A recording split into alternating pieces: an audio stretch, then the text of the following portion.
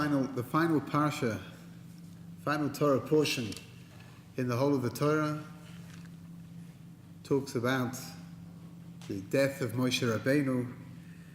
Maybe we'll learn some beautiful lessons in Jewish leadership. It's what's going to be ready, Mitzvah Hashem. Tomorrow on Simchas Torah we're going to read it. And of course we're going to begin the Torah all over again with Sefer Bereshis. Let's start with a very beautiful idea. The Abarbanel says that even though Moshe Rabbeinu rebukes the Jewish nation for very much of Sefer Dvarim, when it comes to the last moments of his life, he chooses to bless them. Why would that be? So he explains that the Jewish nation should always have the ability and the desire to return to Hashem despite whatever they've done, whatever wrong they've done in the eyes of Hashem. Which means that all of the rebuke that Moshe Rabbeinu gives to the Jewish nation, he gives them before he dies. But as he's about to die, all he wants to do is to bless them. The Midrash, the Yalkut Shimoni, explains that that's why Moshe Rabbeinu over here is called Ish Elokim. Ish Elokim means the man of God. Why now, explains the Yalkut? Because now he blessed the Jewish nation. It sounds very simple, but there's the most incredible foundation to be found inside of this. The definition of Ish Elokim is somebody who blesses the nation. And yet, the Tiferet Shlomo says the most fantastic idea. The Torah relates that Moshe Rabbeinu cried when he wrote the last few lines of the Torah. There's a machlokes in the Gemara exactly how it was written, what was written. But according to the Tiferet Shlomo, Moshe cried because he was forced to write that he was an Eved Hashem and he was an Ish Elokim. Such incredible sensitivity. To be a leader inside of the Jewish nation requires the most incredible balance of being able to know how to speak to the nation, how to demand things from the nation,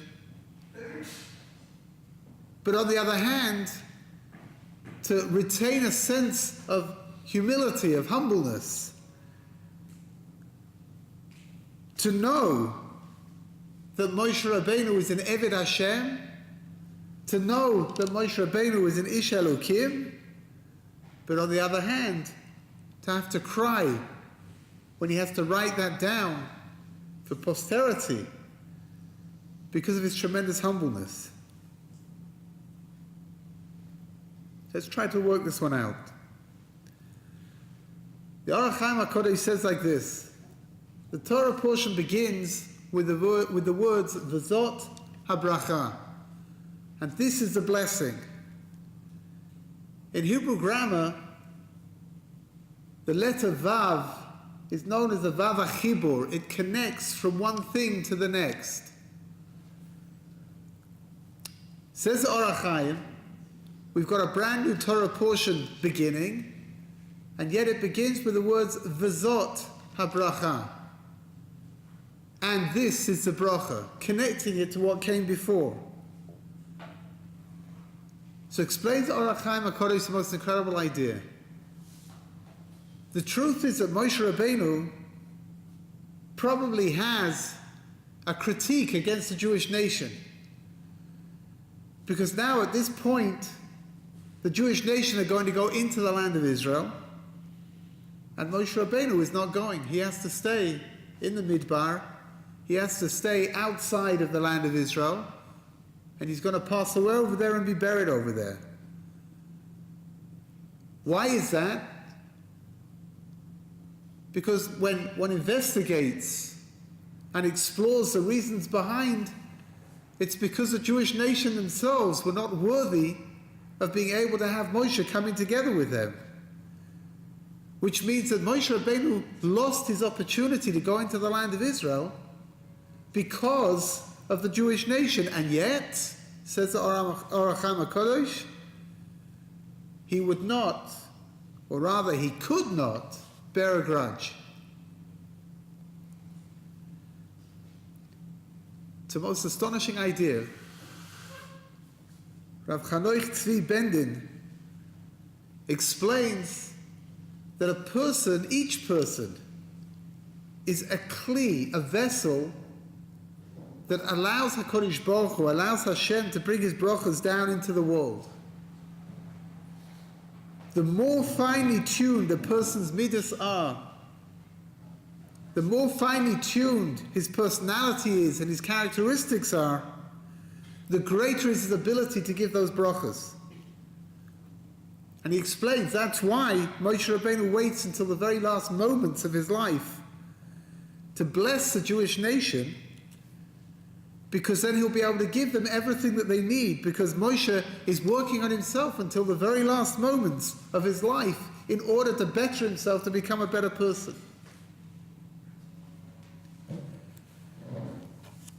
A couple of weeks ago, the Torah portion begins with the words, Vayelech Moshe. And Moshe went. And in the Midrash it says, Ein Loshen Vayelech, Eila Loshen Musar. That when the Torah uses the language of Vayelech, to go, there's some kind of a rebuke that's coming together with it. If you take a look, we don't see anything at the beginning to suggest that Moshe Rabbeinu is rebuking the Jewish nation. Vayelech Moshe, it says that Moshe went from where he was to the different encampments of the different tribes in order to bid them farewell.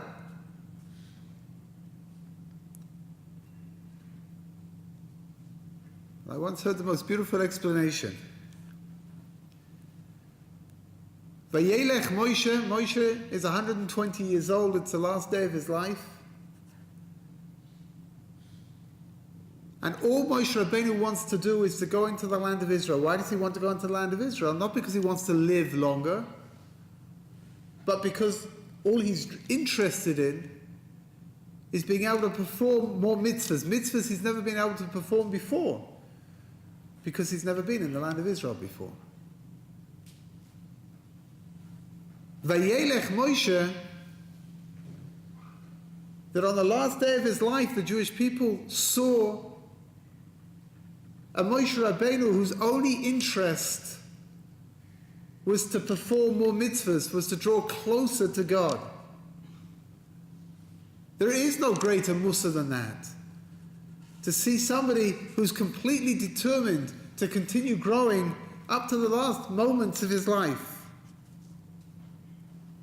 To be in a state of Vayelech. So let's have a look and see. Moshe Rabbeinu is the ultimate leader of the Jewish nation. Let's try to understand what Jewish leadership really is. There's a very famous story told about Moshe Rabbeinu, that before he became the leader of the Jewish nation, he was a shepherd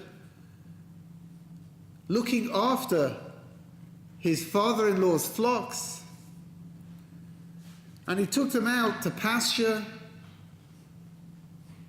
and one day he sees that one lamb has disappeared.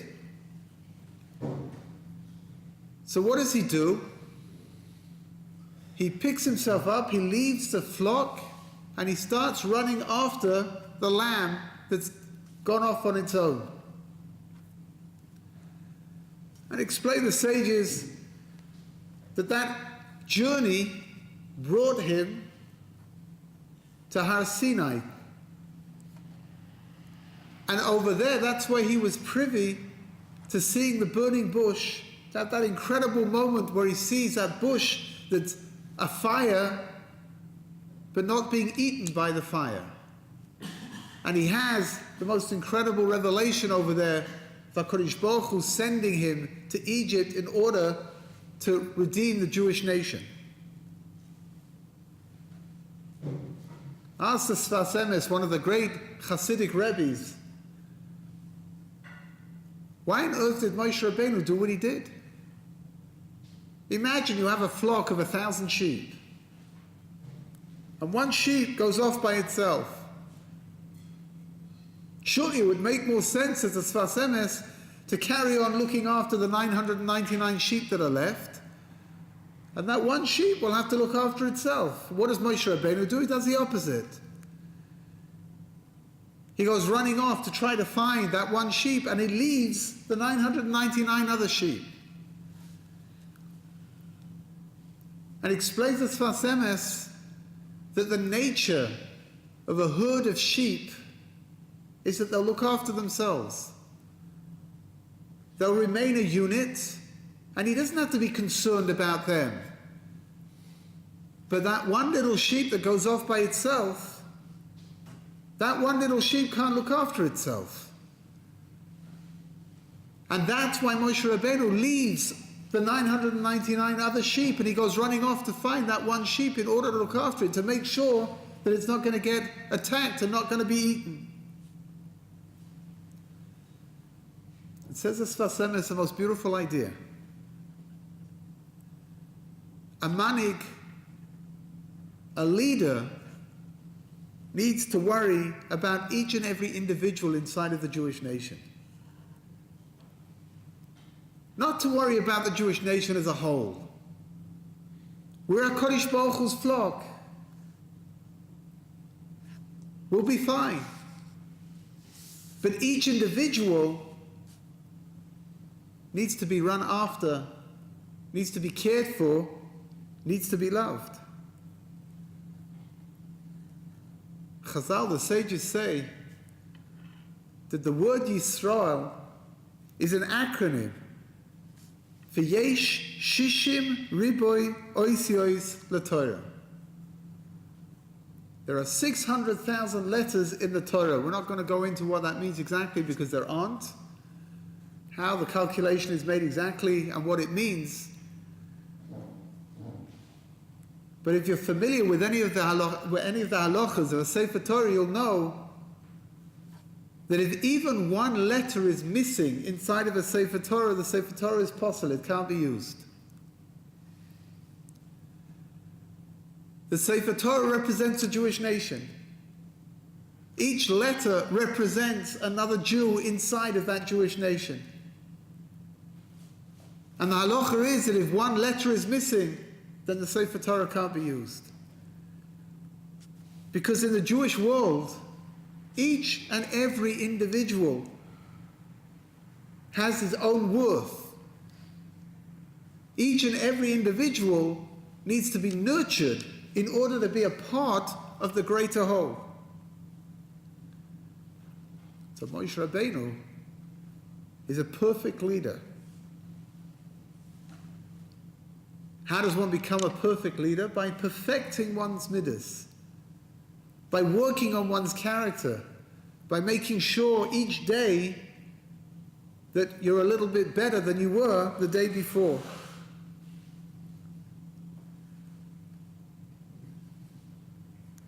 There lived a Jew not so many years ago called Rav Avram Yoshua Heschel, the Kopshnitzer Rebbe. The Kopshnitzer Rebbe loved every single Jew. Rav Aaron Kotler, the legendary founder of the Lakewood Yeshiva, used to refer to the Kopshnitzer Rebbe as a Gaon in Avos Yisrael, unparalleled in his love for every Jew. And for a while, there was a period when the Kopshnitzer Rebbe lived on the Lower East Side of Manhattan. And the Rebbe would go every day to the mikveh, including Shabbos morning. And one day he was accompanied by one of his Hasidim, and he was walking down the street in order to get to the mikveh.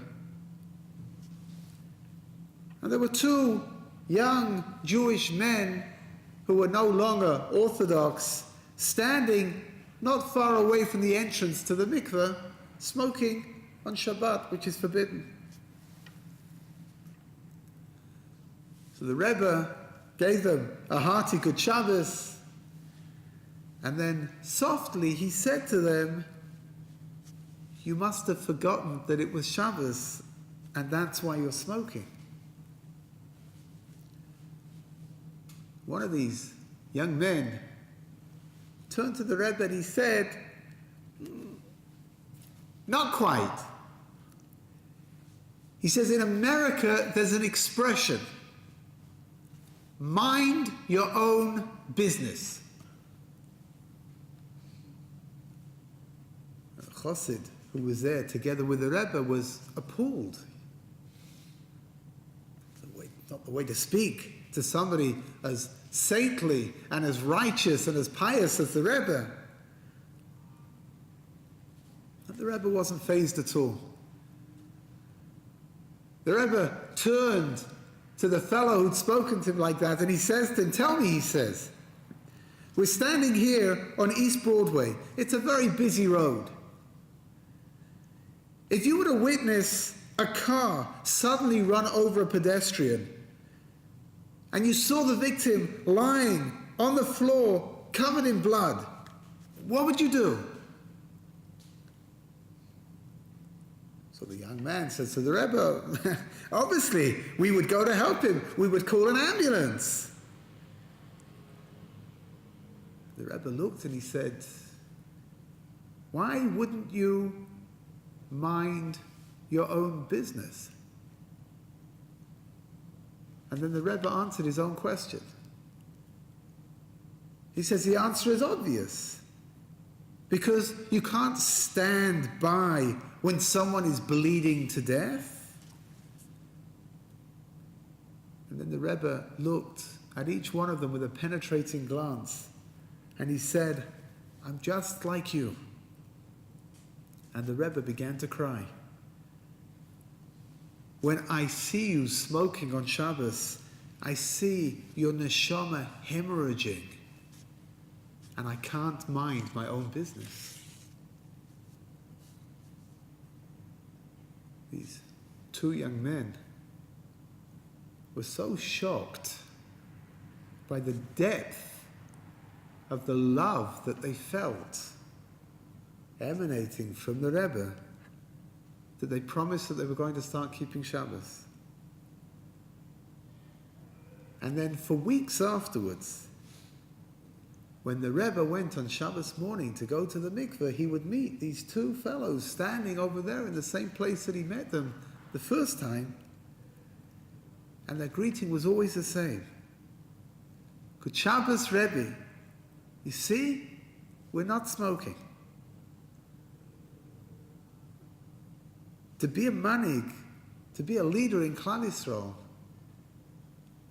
requires a love for every single member of Klal Yisrael. To be a leader in Klal Yisrael means that you have to be concerned and care for each and every one. Rav Yoshua Heschel, the Kopshnitzer Rebbe, was the one who coined the idea that when the Torah teaches us that you should love your fellow man like yourself, so he used to say, the Torah is not commanding us to love the tzaddikim. We don't need a Torah command to teach us to love the righteous and the pious members of the Jewish nation. When the Torah says, V'ahavta l'recha kamoicha, it's teaching us that we have to love those that it's a little bit more difficult to love. It all sounds very lofty. It all sounds very difficult. But don't imagine that this is beyond you. Don't imagine that to feel for every member of Klal Yisrael is only for the Kopshnitzer Rebbes of this world. Listen to this. The Rambam, Maimonides, writes in Shmoyne Prokim, in Perek Ches, that no man is born with a predestined superior quality, nor with built-in deficiencies. Each person is endowed with potential of a specific nature, but he must expend the energy to actualize it. That Rambam is a little bit of a problem. Because until you learn the Rambam, you can imagine that you can get upstairs at the age of 120 and you'll be able to tell HaKadosh Baruch Hu that the reason why you didn't do what he wanted you to do was because of your own deficiencies. That's the way that God made you. What can I do? I was born lazy. I couldn't do it. I didn't understand. It wasn't for me. The Rambam's teaching us that that's not going to work. We're going to get upstairs and HaKadosh Baruch Hu is going to say, but I gave you every single thing that you needed in order for you to become who you needed to become. In the Jewish world, in Jewish history, there have been two incomparable leaders, two manhigim. The first is Moshe Rabbeinu, and the second one is Rabbi Akiva. What's fascinating is that one was raised in a palace and the other one was raised in penury, in complete poverty. Moshe Rabbeinu was a king of the Jewish nation. Explain the sages. That's why he had to be brought up in royal surroundings. That's why he had to be brought up in the house of Paro, in order to know what it means to be a king, in order to be able to be the king of the Jewish nation. Rabbi Akiva, on the other hand, he was a poverty-stricken shepherd. He came from nothing and he worked his way up. He only started learning Torah at the age of 40. And yet he became Rabbi Akiva. The Bali HaMusar explains something very deep over here. At face value, Moshe Rabbeinu and Rabbi Akiva couldn't be more different from each other. Their backgrounds couldn't be more different from each other. And yet they both rose to become the greatest leaders of Klal Yisrael, of the Jewish nation. So it's true. We cannot be Moshe Rabbeinus. There was only ever one Moshe Rabbeinu, and there will only ever be one Moshe Rabbeinu. But we can all be Rabbi Akivas. We can all of us overcome whatever handicaps it is that we have here in this physical world in order to grow and to become greater and to become better and to join together with HaKadosh Baruch Hu.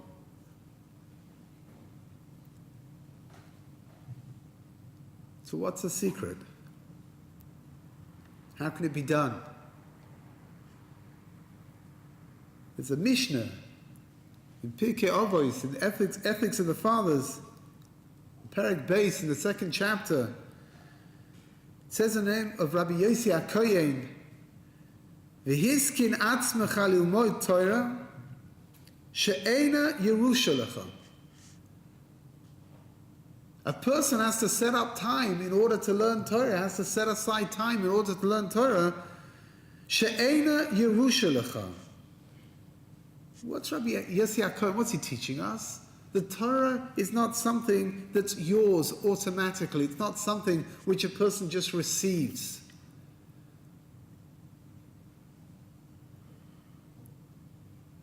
Could be that a person may imagine that if he's got a father who's a big Talmid Chacham, a great Torah scholar, and he had a grandfather who was a great Torah scholar, then maybe he imagines that he'll be a great Torah scholar too. Rabbi Yossi HaKohen is teaching us what? That when it comes to Torah, there's no inheritance. It doesn't get given over from one generation to the next. We have an entitlement to the Torah. That will see Mitzvah Hashem soon. But what the Mishnah is teaching is, don't expect it to come automatically to you. In order to possess the Torah, a person has to strain himself. In order to understand the Torah, a person has to toil in order to be able to possess it, in order to be able to have it. So in the Pasha of V'zois HaBrocha, one of the most famous verses says, Torah tziva lanu Moshe. Moshe commanded us with the Torah. Moirasha kihilas Yaakov. It's an inheritance. The Baal HaTurim asks a very simple question. Why does the Pasuk say, Morasha kihilos Yaakov? And why doesn't it say that it's a Yerusha? A Yerusha is an inheritance. The Baal HaTurim points out that the word Morasha is used twice in the Torah. It's used over here in reference to the Torah itself, and it's used once in a reference to Eretz Yisrael as well, to the land of Israel. What's the difference between a Yerusha and a Morasha? A Yerusha is something that comes to a person effortlessly because he inherited it. He has wealthy parents who pass away from this world, and he receives the wealth that was once his parents'. It becomes his. He didn't do anything in order to deserve it. Whereas a morasha is something which requires effort in order to be able to have it.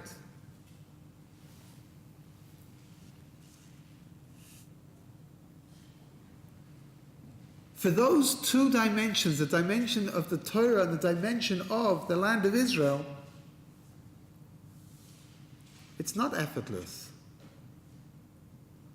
In order to have both of them, we have to hold on to them. We have to be steadfast in our allegiance to HaKadosh Baruch Hu. We have to know that we have to struggle in order to be able to have. The Sfas Emes says that in order to be koine, in order to acquire the Torah, we have to be prepared to sublimate our own thought process to that of the Torah itself. And not to imagine that we can succeed in understanding the Torah with our own preconceived notions. That's the case, though. So why does the Torah use the language of an inheritance when it describes our relationship to it? So the Meiri, one of the classic commentaries on the Talmud, explains that even though the Torah says it's our inheritance, Morasha Kihilat Yaakov means that it's a Morasha, it's an inheritance to the whole of the Jewish nation. It's not talking about each individual. Each individual has to strive in order to understand the Torah. But the Torah belongs to the Jewish nation. And we have to worry about each and every member of the Jewish nation.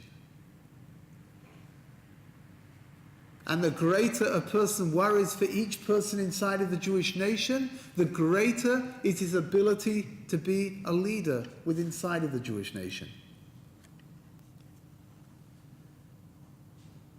Rav Beryl Wein told over an astonishing story many years ago. Before he came to Israel, he was a Rav in Miami.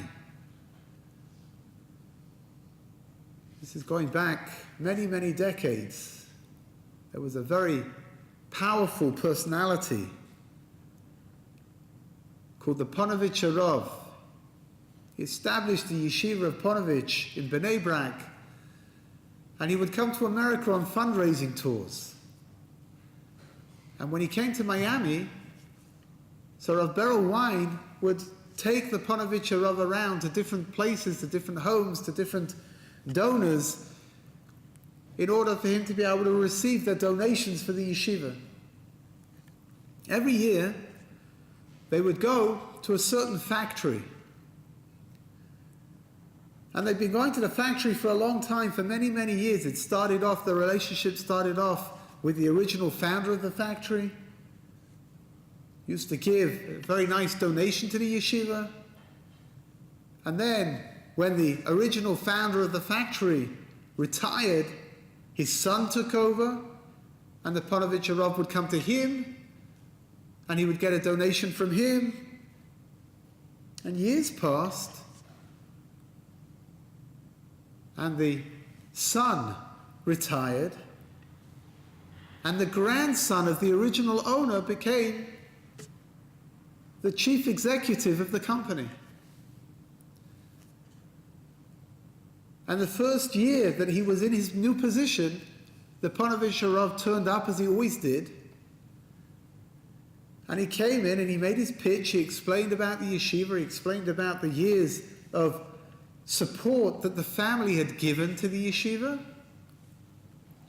And after he'd made his pitch, this irreligious, young executive says to the Panovich Rav, he says, Rabbi, he says, I'm sorry, but I don't really subscribe to any of this. I don't really have any kind of a connection to any of this. He says, I'm sorry, but I'm not going to give you anything. And Rav Wein said, the strangest thing happened. The Panovich Rav got up, and he shook the man's hand and he thanked him for his time. And they went down in the elevator and they got into Rabbi Wein's car, and the Panovich Rav started crying like a baby. Crying and crying and crying. And Rabbi Wein said he didn't quite know what to do. He didn't quite know how to react. He wasn't sure.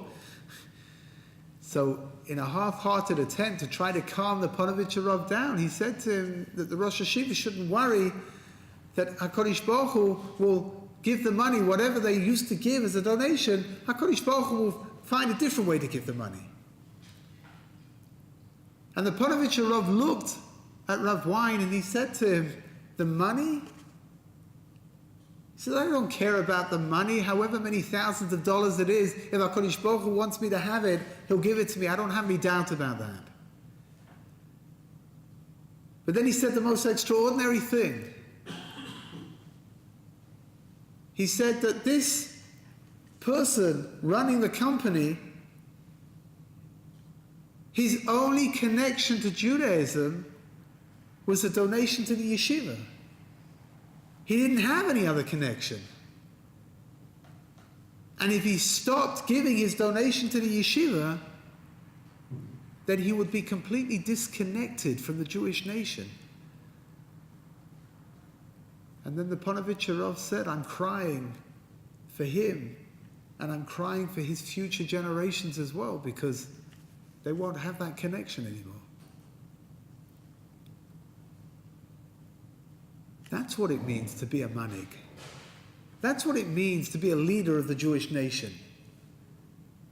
To be concerned about everybody, even those that aren't concerned themselves to be a part of the Jewish nation. So we have to do something to be able to try to change the situation. The Orach Chaim HaKodesh says, he cites a medrash. The medrash asks, why is the Golus, why is this exile, why is it so long? And the medrash says like this: the exile in Egypt, Golus Mitzrayim, was redeemed through the merit of Avram Avinu, Abraham. Golus Bavel, the Babylonian exile, was redeemed through the merit of Yitzchak Avinu.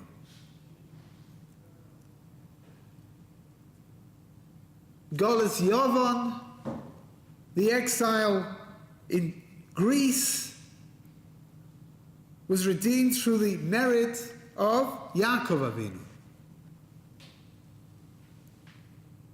The merit of Golus Edom, which is the Golus, the exile that we're currently in, that we've been in for almost 2,000 years, says the Medrash, will be redeemed through the schut, through the merit of Moshe Rabbeinu. What is the schut of Moshe Rabbeinu? That's the schut of Torah. Until we learn Torah, there can be no geula, there can be no redemption. Torah is the key to everything. Learning Torah is the key to everything. The Talmud has a rather strange description. The Talmud says that if somebody comes and he says, Matzati v'lo yagati, I understood the Torah, I didn't have to toil to understand it, I didn't have to strive to understand it, I understood. Says the Talmud, Al Tamin, don't believe him. And if somebody comes along and says, Yagati v'lo matzati, I toiled but I didn't understand, Al Tamin, says the Gemara, don't believe him. But if somebody comes and says, Yagati v'matzati, I toiled and I understood, says the Gemara, him you can believe. Ask the famous Rabbi Mikotsk. Very simple question. Ask the Rebbe, the Kotzker Rebbe, what is wrong with saying Yagati v'lo matzati? What is wrong with saying I toiled and I didn't understand? We all of us, I'm sure, have struggled to understand a piece of Torah, and we may have worked a long time over it and not understood it at the end. What is wrong with saying Yagati v'lo matzati, that the Gemara says that you shouldn't believe him? Answers the Kotzker Rebbe, the most astonishing answer. Ikar limud aTorah. The essence of learning Torah is yagias haTorah, is toiling in Torah. He cites a verse at the beginning of the book of Joshua, a verse which appears in the Haftorah of V'zois HaBrocha. Says the verse, Lo yamush sefer haTorah hazeh mipicho, that it should never, these words of Torah, they should never leave your mouth. V'ageisa bo yomam v'layla, and you should toil in Torah yomam v'layla, day and night. A person should toil. Says the Kotzker Rebbe, the most astonishing idea. A person who says Yagati v'lo matzati imagines that the function of learning Torah is to understand the Torah. Says the Kotzker Rebbe, that means he was doing it wrong from the beginning. The function of learning Torah, says the Kotzker Rebbe, is to toil in Torah. If HaKadosh Baruch Hu gives us a blessing that we can understand it as well, then that's a tremendous bonus. But HaKadosh Baruch Hu wants us to be involved in studying Torah the whole time. And that's the pshat in the Medrash. The Medrash which says that until we learn Torah, then there'll be no geula, there'll be no redemption. Until we understand that we have to toil in studying Torah, that's what's required of us. Until that happens, the redemption can't be. Listen to this, the most incredible thing. The Gemara in Bava Basra, on Daf Ayin Hey Omid Aleph, says like this: that when the Jewish nation find out that Moshe Rabbeinu is going to pass away, he's going to die, and Yoshua is going to take his place, the Gemara describes that the Zkanim, the elders in the Jewish nation, the leaders of the Jewish nation, they say, Pnei Moshe ke Pnei Chama. Moshe Rabbeinu for us is like the sun. Pnei Yehoshua ke pnei levana.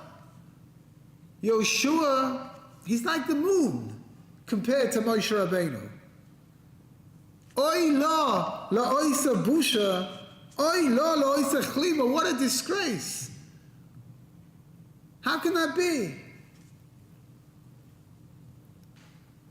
The simple pshat of the Gemara is that Moshe Rabbeinu is the sun. Moshe Rabbeinu is this enormous ball of light bringing warmth and life into the world. And Yehoshua compared to Moshe Rabbeinu is nothing. The sun is nothing compared to the moon. And the moon is nothing compared to the sun. Oy la la oisa busha, what a disgrace. Listen to what the Chafetz Chaim says. Most unbelievable idea. Says the Chafetz Chaim, like everybody knows, what is special about the moon? What's special about the moon is the fact that the moon doesn't have any source of its own light. It reflects the light of the sun. Says the Chafetz Chaim, there's not going to be another Moshe Rabbeinu. Moshe Rabbeinu has come to the end of his life. There won't be another Moshe Rabbeinu. They know that. There won't be another son to the Jewish world. Who is the most qualified to take the place of Moshe Rabbeinu? Well, if Moshe Rabbeinu is the son, then the most qualified person to take the place of Moshe Rabbeinu is somebody who's the moon. The moon reflects the light of the sun. Yehoshua will reflect the light of Moshe Rabbeinu into the world. So far, so good. But what do we do with the rest of the statement? Oy la lo'isa busha, oy la le'isa chlima. What disgrace are we talking about? What's disgraceful over here? Says the Chafetz Chaim, that's exactly the way that it's supposed to be. The Yehoshua will take the place of Moshe. Listen to what he says. It's astonishing, absolutely astonishing. Who is this Yehoshua? Who is this person who's going to take the place of Moshe Rabbeinu? 40 years prior to this moment, Yehoshua is chosen to be one of the Meraglim, to be one of the spies that goes into the land of Israel. And explain the Mefarshim in the commentaries that the Meraglim were taken from the Sarei Chamishim. The Jewish nation was split up into a hierarchy, and there was one person in charge of 10 people, and then one person in charge of 50 people, and one person in charge of 100 people, and one person in charge of 1,000 people, and then there was Moshe Rabbeinu in charge of everybody. The Meraglim, the spies that went into the land of Israel, they were Sarei Chamishim. They were in charge of 50 people. They weren't very high up in the hierarchy, in the pecking order.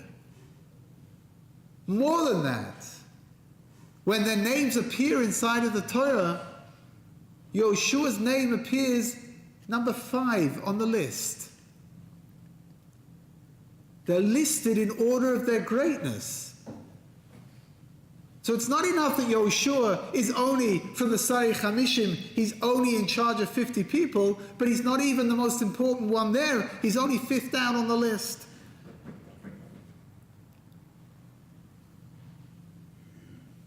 Explains the Chafetz Chaim like this,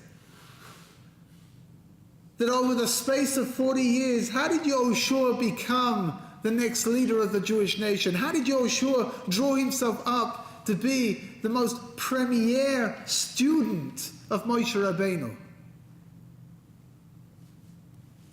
By not leaving his side. He was always there, ready to hear Torah from Moshe Rabbeinu. He's always there, ready to hear Torah from his Rabbi. The Gemara says that when Moshe Rabbeinu went up Har Sinai, Yehoshua pitched his tent at the bottom of the mountain in order to be together with Moshe. The minute Moshe came down, that he should be able to be together with him.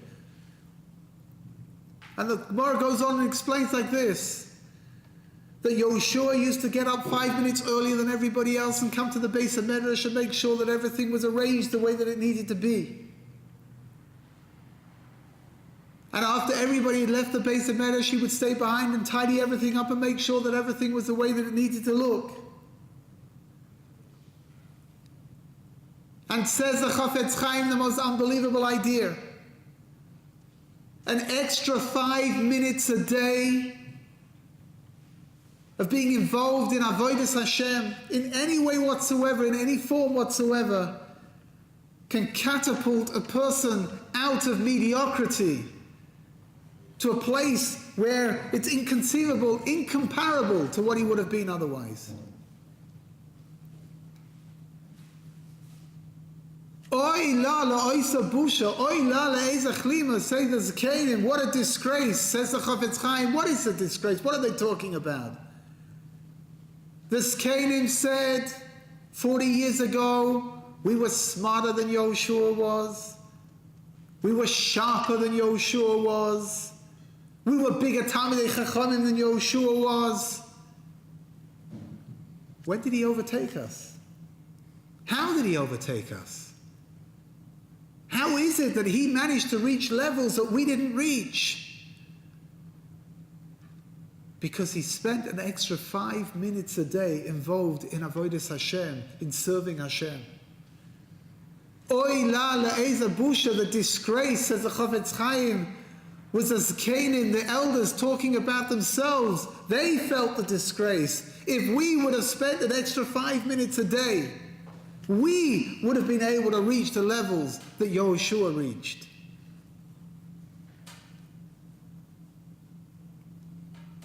An extra 5 minutes a day can turn a person into something else altogether.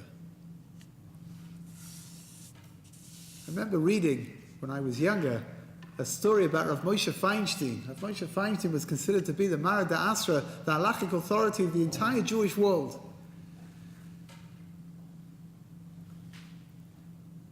I remember reading a story about him. I never really understood the depth of the story until I saw this Chafetz Chaim on the Gemara.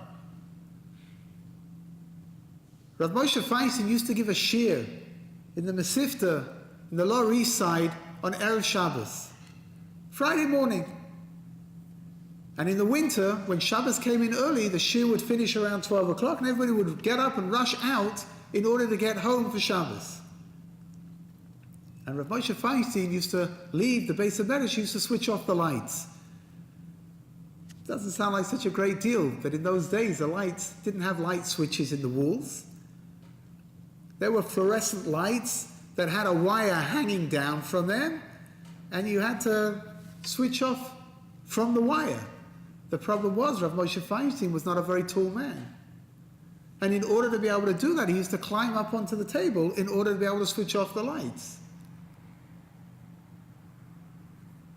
May not sound like a big deal, but Rav Moshe Feinstein was the Gadol Hador. He was the greatest halachic authority in the generation. And he didn't think twice about climbing up on top of the table in order to switch off the lights. Because that is also a form of Avodas Hashem, just like Yoshua didn't feel there was anything wrong, that it was underneath his honor to tidy up the base of Medrash after everybody had been learning all day long, and to make sure that the place was neat and tidy. Amelis b'Torah, toiling in Torah, is something which has all different kinds of dimensions to it. It can mean sitting down and studying Torah in great depth, and it can also mean looking after the needs of all the individuals inside of Klal Yisrael. The Minchas Yitzchok, Rabbi Yaakov Yitzchok Weiss, spoke once about his own Rebbe, somebody called Rabbi Yehuda Tzvi Eichenstein. And he spoke about a scar that his Rebbe had on his hand. A childhood scar. How did he get it? his Rebbe, his grandfather's, his Rebbe's grandfather was the Divrei Chaim of Tzanz, the great Tzanzer Rebbe. In the later years of the Divrei Chaim's life, his grandchildren would come to take turns to look after him. 24 hours a day they would be together with him. The grandchildren looked at it as being a great honor. They had alternating shifts. They would come for a certain amount of hours, and then there would be someone else would come.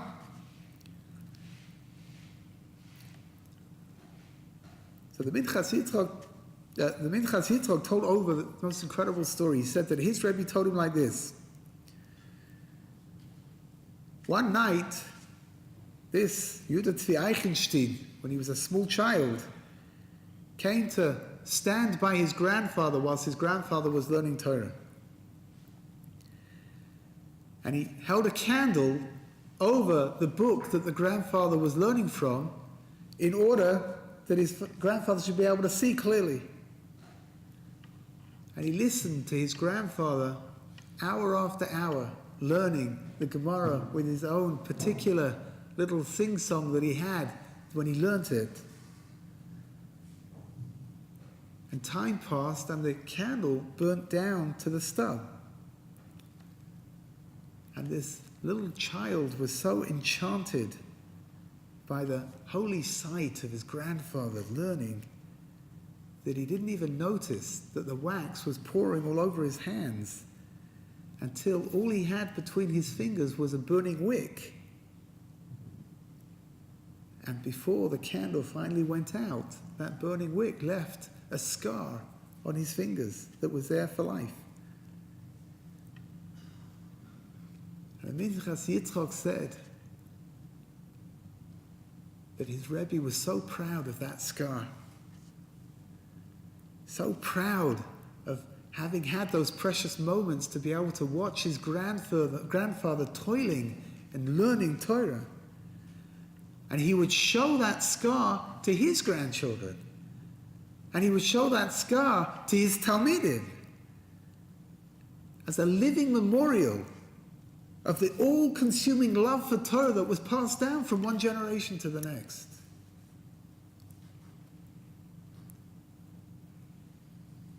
Torah tziva lanu Moshe, Moirasha Kehilas Yaakov.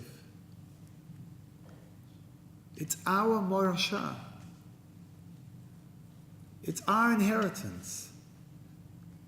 We have to learn how to use it. Shenizkei kulanu biyachad be'ez Hashem. That we should be able to toil and understand the beautiful Torah that HaKadosh Baruch Hu has given us.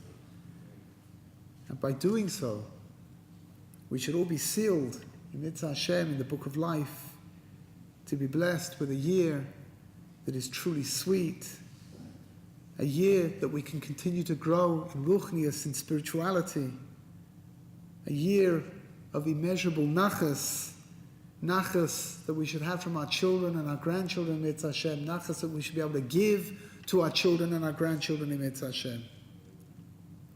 It should be a year of peace, a year without tragedies, and a year with no bloodshed. Amen.